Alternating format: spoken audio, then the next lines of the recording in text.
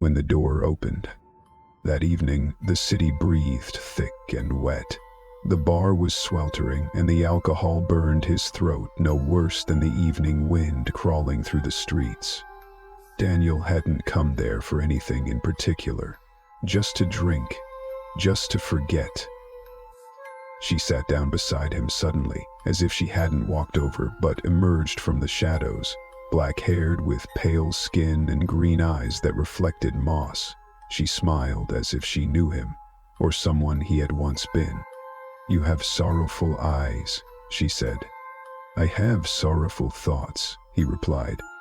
They drank, then drank more, then laughed. Then she took his hand, and they left. Her apartment smelled of incense and damp earth, but somehow it seemed comforting to him, like a shelter.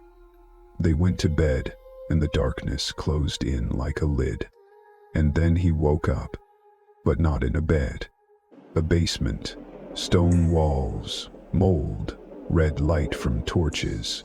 He was tied up, his limbs numb, mouth dry.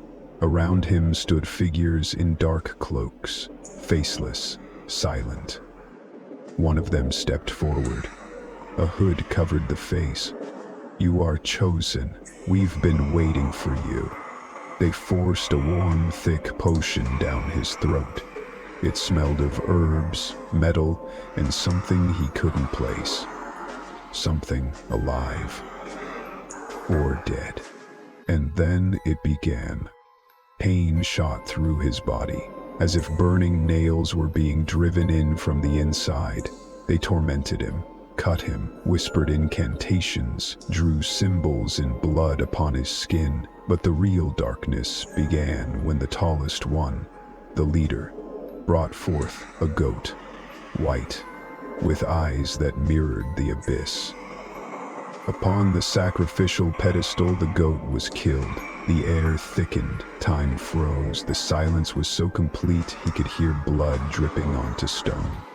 And then the gate, right there, in the air. At first it looked like a crack, as if the world itself had glitched. Then it opened.